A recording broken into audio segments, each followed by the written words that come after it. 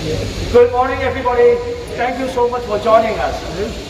Thank you, media friends. Good morning, friends and supporters. Thank you for coming. My name is Frank Lee. I am the president of Organization for Justice and Equality. And today with me are the top leaders of 5 organizing groups, as well as the many VIP speakers. We're here today to tell Senator Skinner and all the legislators that we strongly oppose to SB82, which is disastrous and unacceptable. Today we have a coalition of law enforcement leaders, business leaders, community leaders, educators, victims' families, and so forth, voicing out strongly opposing to SB82.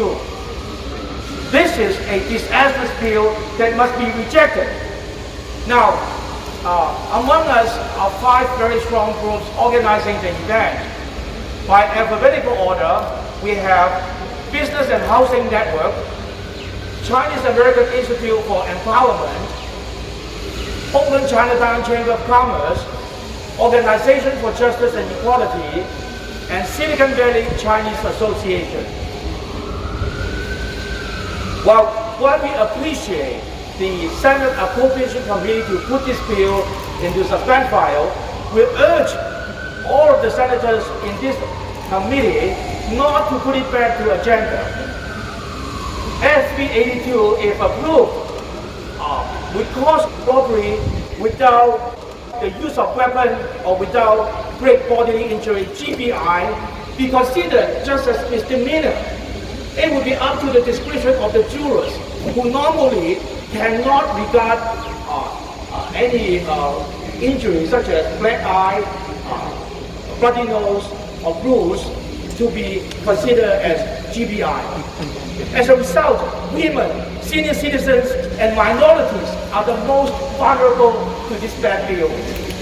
SB82 simply emboldens people to rob. It is endangering everybody. Again, we condemn SB82, which simply emboldens people to rob and is disastrous for our society. Senator Skinner recently mentioned that there are 4 states, mainly New York, Illinois, Texas, and Oregon, which have passed a similar bill. But that is wrong. That's just the opposite.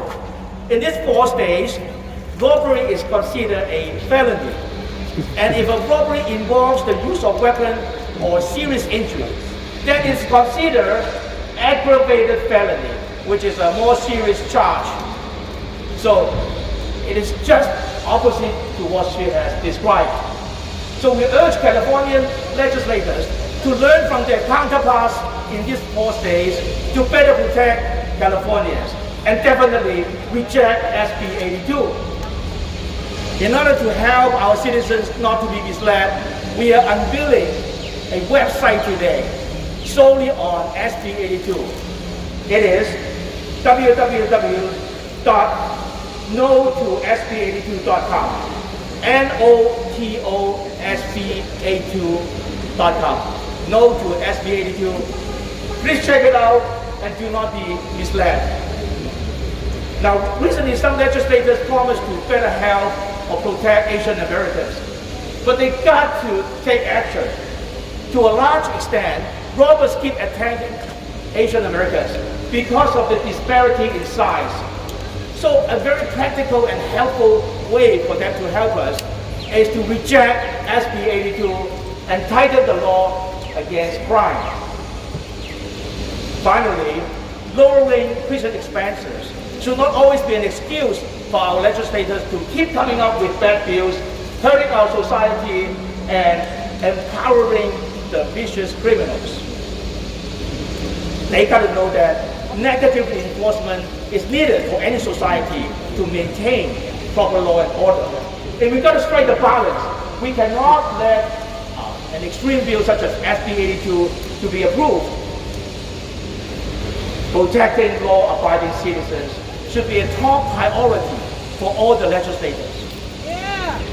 At a time when we have so many highly visible and notorious robbery cases, Californians need more protection, but not less. SB82 is disastrous, is going the opposite direction, and must be rejected. Yeah, rejected.